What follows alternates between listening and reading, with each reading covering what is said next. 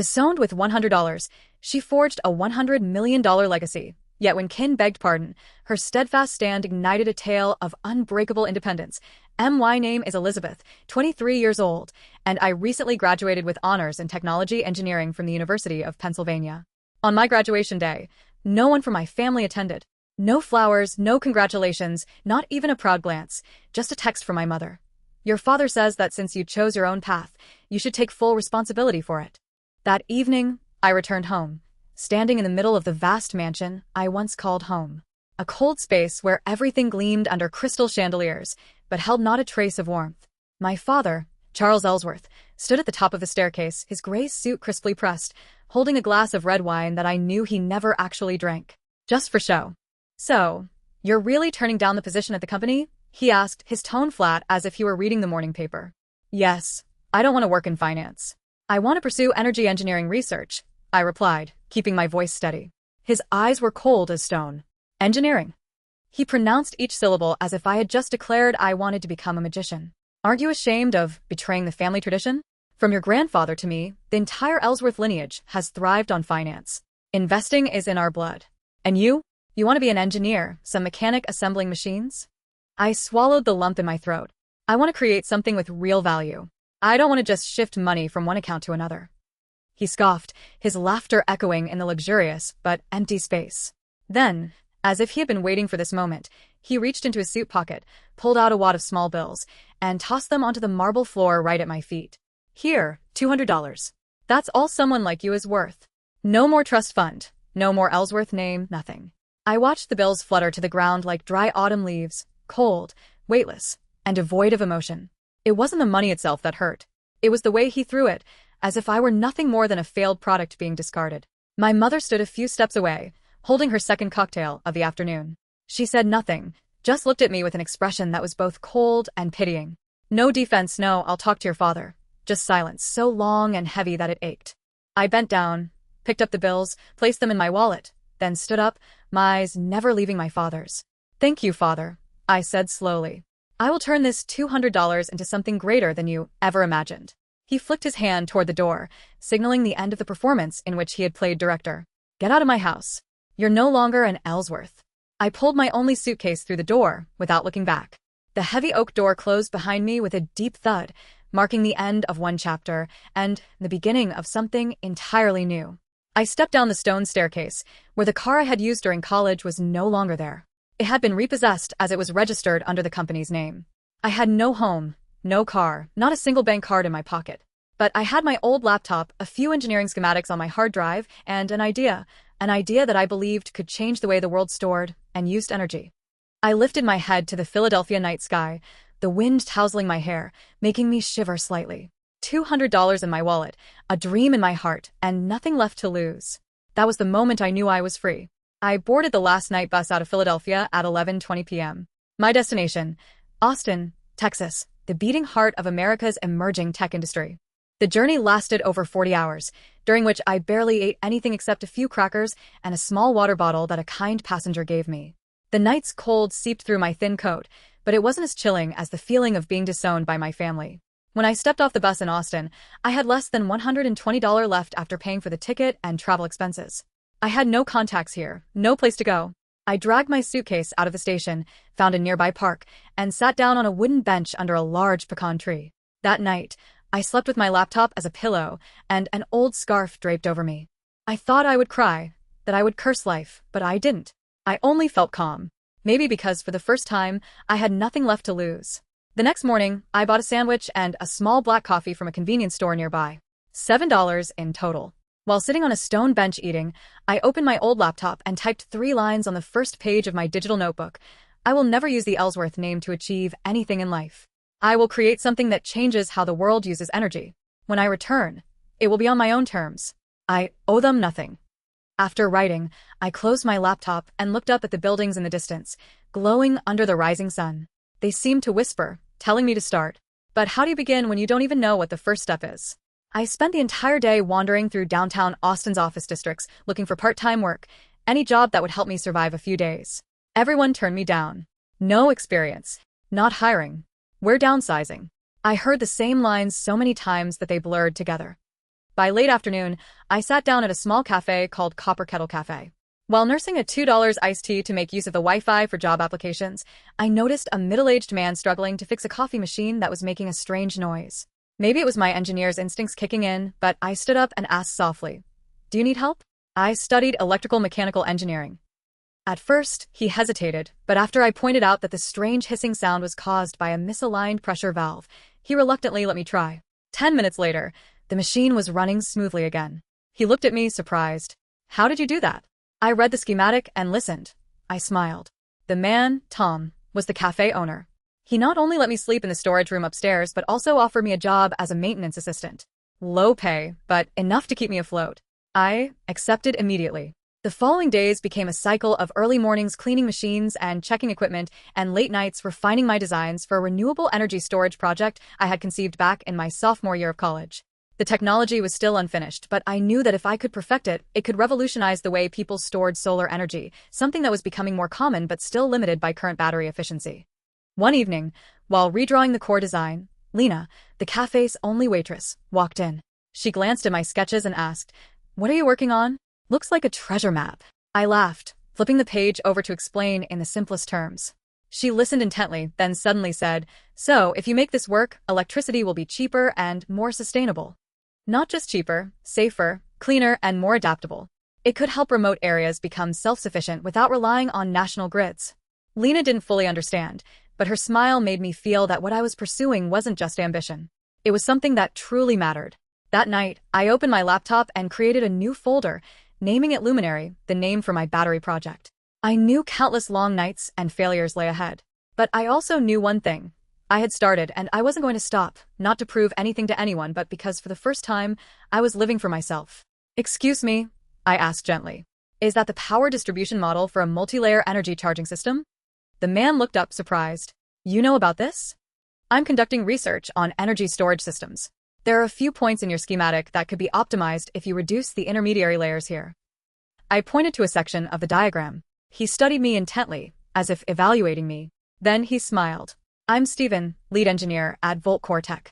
We're stuck on the problem of heat dissipation and power distribution in fluctuating pressure environments. If you truly understand what you just said, you might be able to help us." I didn't answer right away. My heart was pounding, but I kept my voice steady. "Show me the real-time simulation data, and I'll try proposing an improvement." That evening, Steven and I stayed at the cafe until Lena turned off all the lights and kicked us both out. We continued talking just outside, sitting on the cafe steps. He handed me a business card. "Meet me on Monday. If what you're saying is right, I'll introduce you to someone you need to meet." I took the card, the yellow streetlight casting a glow on the words, "Volt Core Tech, Steven Carter, lead engineer." I knew I had just stepped up to the first door. I didn't know what lay beyond it yet, but that feeling, the feeling of being recognized for my ability, not my name, kept me awake that night. I arrived at the Volt Core Tech office on Monday morning with my old laptop, a stack of notes, and a dream folded inside my bag. The office was on the 4th floor of an old building, no flashy signs, no grand reception hall, just an open space filled with wires, components, and whiteboards covered in formulas. Steven Carter, the lead engineer, was holding a cup of coffee when I walked in. He gestured toward an empty desk. "You have 15 minutes. Impress me." I presented a solution for handling thermal oscillations by integrating a micropressure neutralization chamber, a technique I had independently researched during college but had never seen applied commercially. I backed it up with a simulated model and explained why their current approach was causing up to 17% efficiency loss in the system. Steven was silent for a long moment, then set his coffee down and nodded slowly. "I think you need to meet someone." A few days later, he took me to a research facility at the Austin Institute of Innovation, a private center collaborating on energy technology research. The person I was introduced to was Dr. Clara Nguyen, an expert in applied electrochemistry and one of the pioneers in solid-state battery research in Texas. Clara wasn't easily impressed. The first meeting lasted nearly 4 hours, filled with sharp, scalpel-like questions. How do you ensure there's no energy dissipation in the distribution layer? Will the molecular structure in your simulation remain stable under triple the temperature fluctuation? Why use a biothermal conductive compound instead of industrial ceramics? I answered every question with everything I knew and everything I had learned on my own from my university days to the late nights at Copper Kettle Cafe. When the session ended, Clara nodded at Steven. "Put her in the temporary research group. I want real-world testing within a month. If she's right, I'll grant her access to the Texas Energy Research Hub." I couldn't believe my ears. From a girl sleeping in a storage room, I was about to step into one of the top energy research facilities in the US, a place I had only dreamed of as a freshman. But I knew one thing. Every opportunity comes with high expectations. Failure was not an option. The 1-month trial in the research group was the most grueling period I had ever experienced. I worked morning shifts at the cafe, spent afternoons and evenings in the research team, then stayed up until 2 a.m. refining my models on my laptop. I learned how to measure intramolecular resistance with high-precision equipment, familiarize myself with nanocomposite materials, and simulate electromagnetic environments under extreme conditions. By the 4th week, I presented the first prototype of the Luminary design, a version ready for practical testing. Clara and 2 technical assistants spent an entire afternoon verifying the data. In the end, Clara simply said, "There's potential." 3 days later, I received an email. Texas Energy Research Hub officially grants access to Elizabeth Ellsworth. Project code, Luminary Beta. I stared at the words on the screen, my hands trembling. No one in the room knew that they had just opened a door for me, a door I had never been sure I would ever reach. The next few months were an endless journey forward. I moved out of the storage room and rented a small place near the research hub, thanks to a research grant Clara helped me secure. I spent almost all my time in the lab, wearing a white coat, protective glasses, working with materials I had only read about in textbooks. By day, I ran experiments. By night, I wrote reports, redrew schematics, and optimized every single detail. There were nights when I collapsed to sleep on my desk, waking up with tangled hair and a sore wrist. But not once did I feel exhausted in a way that made me want to quit. If anything, I felt alive for the first time in a long time. Then one October night, while testing the 3rd-generation Luminary prototype, the data displayed something no one had dared to hope for, a storage efficiency of 98.4%. A number never recorded before. I reran the test 3 times using independent measuring devices, checking every circuit, every molecular layer. The result did not change. I sank into my chair, unable to believe my own eyes. A part of me wanted to scream. A part of me was afraid to breathe too hard, as if touching it too quickly would make it disappear. I sent the data to Clara with a short message. Breakthrough confirmed. Luminary is alive. 10 minutes later, she called. "Elizabeth, do you realize what you've just done?" I simply replied, "I think I just rewrote a new chapter in energy storage." On the other end, Clara was silent for a moment, then exhaled. "We need to prepare a presentation for the International Energy Conference next month. You will be the one presenting." I looked at the Luminary project logo on my laptop screen, a soft swirling light representing energy that never fades. I had promised myself I would create something that changes the world. And now I had just touched it. The International Energy Conference that year was held in San Francisco. I stood on stage, bright light shining directly on my face while hundreds of scientists, investors, and global energy executives sat in the audience. When I presented Luminary, the first high-efficiency storage system reaching nearly 98.5% performance at 1/3 the cost of traditional lithium batteries, the hall fell completely silent. When I finished with, "If renewable energy is the future, then Luminary is the key to unlocking it," the applause was thunderous. Some people stood. Clara sat in the front row, eyes glistening, while Steven squeezed my hand backstage, whispering, "We're ready." Within 2 weeks after the conference, I received over 20 investment offers. One name stood out, Horizon Ventures, a venture capital firm in Austin, known for turning breakthrough tech ideas into billion-dollar empires. The invitation came from Victor Ruiz, the firm's strategy director, a calm, sharp-eyed man who seemed to read thoughts. Our meeting took place in a small Tex-Mex restaurant near the research facility. Victor didn't waste time. "I've been following you since Luminary was just a scribbled idea. Now it's a breakthrough. I want to invest $5 million for 22% equity in the company you're about to build." I gripped my glass, not answering immediately. Victor took a sip of coffee and continued, as if reading my hesitation. "Elizabeth, you don't need more people to dream with you. You need people who can turn that dream into reality faster than anyone else out there." I was silent for a few seconds, then reached out my hand. "We have a deal." Luminary Solutions was founded the following spring, headquartered in Austin, inside a technology hub near the international airport. I was no longer the engineer sleeping on park benches or curled up in a cafe storage room. Now I was the CEO leading a team of over 30 people, including Lena, now the Chief Operating Officer, and Steven, Senior Technical Advisor. The first few months were a whirlwind, optimizing the supply chain, building the prototype production line, securing the first module manufacturing contracts, handling hundreds of legal documents. Each passing day, I felt both invigorated and constantly challenged. But not for a single moment did I feel lost. 1 year after receiving the initial investment, the first commercial version of Luminary Core was officially launched, compact, sustainable, costing only half the price of lithium-ion batteries, yet lasting 3 times longer. In just 3 months, Luminary signed 17 supply contracts with solar energy companies across the U.S., from Texas to California. The press called us the disruptor of the renewable energy game. I will never forget the first time I saw my product installed on the roof of a farm in West Texas, amidst dry fields where people once relied on old diesel generators for power. The farm owner, an elderly woman named Ruth, took my hand and said, "You've brought light here, not just electricity, but hope." I couldn't hold back my tears. 3 years after Victor signed the first check, Luminary Solutions went public on NASDAQ. On the first day, the stock price doubled. By the end of the week, the company's valuation surpassed $720 million. My shares, after multiple investment rounds, were worth approximately $112 million. I still remember the feeling of watching the Bloomberg ticker display the news. Luminary Solutions, the young woman who sparked a revolution. But I didn't celebrate with champagne or lavish parties. Instead, I returned to my office, opened my old laptop, the same one I once used as a pillow while sleeping in the park, and pulled up the first file I had ever written. I reread each of the 3 promises I had made to myself, my hands trembling. But this time from happiness. I did not use the Ellsworth name. I created something that truly changed how people use energy. And I returned not to beg or seek validation, but as someone who had broken through every limit on my own. Yet deep down, I knew there was still one thing left unfinished. I had not returned to the place that cast me out, the house where I was once thrown $200, as if that was all I was worth. And this time, I wasn't coming back for revenge. I was coming back to prove that light always finds its way home. I never thought that day would come so soon. At the end of Q2, a headline on CNBC caught the attention of the entire Luminary Solutions team.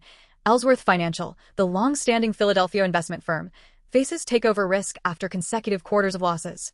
I stared at the name on the screen. I didn't need to read the full report. Ellsworth Financial was the company my father, Charles Ellsworth, had built and run for 3 decades, the same company he had once expected me to join as part of the family tradition before tossing me $200 and cutting me off. The news reported that the company was in turmoil, outdated investment portfolios, sluggish response to emerging technologies, and a mass exodus of partners. Worse still, they were facing a quiet acquisition attempt from a tech conglomerate called Nexus Ventures, a name that had never publicly appeared in the market, but was clearly backed by substantial financial power. I pressed my lips together and turned to Victor, who stood beside me. His eyes told me he already knew what I was thinking. "It's us, isn't it?" I asked quietly. Victor nodded. Nexus Ventures is the subsidiary we established last year to acquire legacy assets that need transformation. Ellsworth Financial is one of our targets. So far, no one inside the company knows who truly owns it. I leaned back in my chair, my mind swirling. I had spent my entire youth living under the heavy shadow of the Ellsworth name, a family bound to wealth and power, but devoid of understanding or love. And now, in a cruel twist of fate, I was the one holding the power to decide the future of the very empire my father once used to disown me. 1 week later, I arrived in Philadelphia. The Ellsworth Financial office building hadn't changed: cold gray granite walls, heavy dark wood doors, and the gold-lettered Ellsworth and Partners sign hanging proudly above the entrance. But this time, I wasn't entering as a cast-out daughter. I was the CEO of Luminary Solutions and the majority stakeholder of Nexus Ventures, the company now controlling 48% of Ellsworth Financial. The man who greeted me was Harold Bennett, the firm's vice chairman, an old, cautious, and discreet man. "This way, miss. Mr. Ellsworth is in a board meeting." He didn't recognize me. I nodded and walked down the familiar hallway, lined with the same oil paintings I had seen throughout my childhood. The 10th floor conference room, once off-limits to me, was now where I sat at the head of the table, a folder of documents placed before me. I waited. The door swung open. My father walked in. His hair was grayer, his stance less firm than before. His eyes swept past me, not recognizing me at first. He began speaking in the same commanding tone that had once silenced rooms full of executives. "Ladies and gentlemen, we need to have a serious discussion about the threat from Nexus Ventures." "No need to worry, father," I interrupted, lifting my gaze. The room fell completely silent. His eyes finally landed on me, and for the first time, he recognized me. "Elizabeth." I nodded and smiled calm. "Hello, father. It's been a long time." One of the board members stammered. You're behind Nexus Ventures?" I opened the folder and slid it toward my father. Nexus Ventures is a subsidiary of Luminary Solutions, and I am the one who authorized the takeover. My father froze, his eyes locked on the documents. His hand trembled slightly. "Why?" His voice was hoarse, no longer the sharp tone I once feared. I answered slowly, deliberately, because you once taught me that a person's worth is defined by what they can create. Today, I return to prove you were right, just not in the way you expected. Harold Bennett interjected, Ms. Elizabeth, what do you want from this deal? I looked him straight in the eye. I don't want to destroy Ellsworth Financial. I want to save it. But to do that, I need to change everything from its business model and personnel to its investment strategy. The company will be merged into Luminary's green technology ecosystem. The Ellsworth name will be no more. My father gripped the armrest of his chair tightly. You're willing to bury an entire legacy just for your pride? I stood up, my voice calm but firm. Not for pride, for the future. I left the boardroom, silence trailing behind me. As I stepped into the elevator, I heard my father call out, Elizabeth. I didn't turn back. Less than 2 hours after the board meeting, I sat in Nexus Ventures' temporary office, the 19th floor of a sleek glass building just 3 blocks from Ellsworth Financial's headquarters. 2 phones rang nonstop on my desk. Dozens of emails awaited responses, and a live financial transaction dashboard flashed constantly with numbers. I had no time for hesitation. By that afternoon, my legal team sent an official proposal to the entire Ellsworth Financial Board, a full merger into Luminary's ecosystem, complete rebranding, executive restructuring, and the complete removal of the Ellsworth family's management rights. Attached was a warning. If the board failed to accept within 24 hours, Nexus would activate a pre-planned financial clause calling in the debts Ellsworth Financial owed to satellite investment branches that I had quietly taken control of over the past year. The exit door had been locked. That evening, I received a call from Harold Bennett. Elizabeth, his voice was low. Charles is rallying his remaining loyalists to block your proposal, but with the current share distribution, he can't stop the process if you move forward. I replied evenly. I didn't come to ask for permission. I came to finish this. The next morning, at exactly 8 a.m., Ellsworth Financial's board convened an emergency meeting. I wasn't there in person, but my legal team, representing Nexus Ventures, presented every merger clause in language that left no room for interpretation. When they reached the proposal to rename the company Luminary Capital, Harold glanced around the table, then quietly nodded. A board member raised a hand. Who will lead after the merger? My attorney replied smoothly, the current board will be dissolved. The new executive structure will be appointed by Luminary Solutions, effective tomorrow. A heavy silence filled the room. Then a voice broke through, dry, firm, and familiar. No, I don't accept this. My father stood up, tapping his hand lightly against the ebony wood table. His gaze still carried the authority it once held, despite his hair now nearly all gray. You think you can erase 40 years of legacy with just a few signatures? Have you all forgotten that this institution built the Northeast investment sector? That the Ellsworth name once stood for credibility and tradition? I pushed the door open and stepped inside. Every eye in the room turned toward me. Precisely because the Ellsworth name once carried such weight, I spoke slowly. It must end at the right moment, before it becomes a symbol of stagnation and outdated thinking. My father turned toward me. For a brief moment, I saw shock flicker across his face. You don't have to do this, Elizabeth. I walked to the table and placed the finalized proposal before him. I'm not doing this for revenge, I said, my voice steady. I'm doing this to fix what you let wither away in complacency. His fists clenched. You would erase everything just to prove yourself? I shook my head. I've already proven myself. Without Ellsworth, without an inheritance, only with an idea you once called foolish, and the $200 you threw on the floor. Every board member remained silent. Harold was the first to sign the proposal. Then, one by one, the others followed, slowly but decisively, like dominoes falling in an unbroken sequence. In the end, only my father remained, the founder, the man who once believed he would be immortal on his throne of financial power. I slid the pen toward him. I'm not forcing you to sign, but if you don't, the shareholders will vote, and the decision will still be executed. He looked at me, his gaze filled with both regret and resignation. Then he signed. The final contract was sealed at 5:48 p.m. Ellsworth Financial, a name once tied to the very bloodline of a family, officially became part of Luminary Capital under my leadership. As I walked out of the building, the Philadelphia sky burned red, as if flaring one last time to bid farewell to an era. I didn't feel victorious, nor did I feel resentful. There was only a strange sense of closure, as if I had finally shut a chapter one had been afraid to open for years. My father stood at the doorway, watching. He didn't call my name again. After the merger, I spent nearly 8 months completely restructuring Ellsworth Financial, now Luminary Capital. Outdated, bloated investment portfolios were replaced with clean technology projects, renewable energy, and sustainable infrastructure. We expanded into multi-layered energy storage, green agriculture, and smart urban redevelopment. Under new leadership, the company was no longer a symbol of the past, but a driving force of innovation. I kept none of the old executives, not out of revenge, but because to build the future, we cannot anchor ourselves to what once held us back. My father, Charles Ellsworth, quietly stepped away. He no longer appeared in the media or attended industry events. He moved to the lake house that once served as our summer retreat, a quiet place far from the city, from the headlines, from the spotlight that had once defined his life. My mother sent me a handwritten letter after the deal was finalized. She wrote that she had been following every step I took, from the first article that mentioned Elizabeth Ellsworth, the golden girl of renewable energy, to the day I officially took control of the company that bore our family's name. She said she was proud, that she had been wrong to stay silent all those years, that she wanted to see me.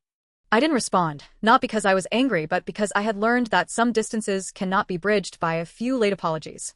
1 year passed since the day I walked out of that boardroom with a historic contract. I continued to lead Luminary Solutions, expanding into Europe and Southeast Asia. The second-generation Luminary Core project, smaller, cheaper, more powerful, had just been granted global patents. One early winter morning, Lena, now the chief operating officer at headquarters, walked into my office holding a light brown envelope. "You got something in the mail," she said, placing it on my desk. I opened it. Inside was another smaller white envelope with no sender's name. When I pulled it out, my heart clenched slightly, a folded piece of paper, and tucked inside were 2 old $100 bills, carefully pressed flat. Beneath them, in a firm but slightly slanted handwriting, was a single line: "You are worth more than I ever knew. Charles."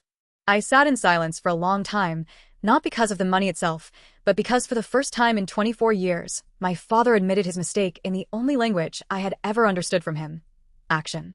That afternoon, I left work early and drove back to the old district to a small cafe called Copper Kettle Cafe, the place where it all began.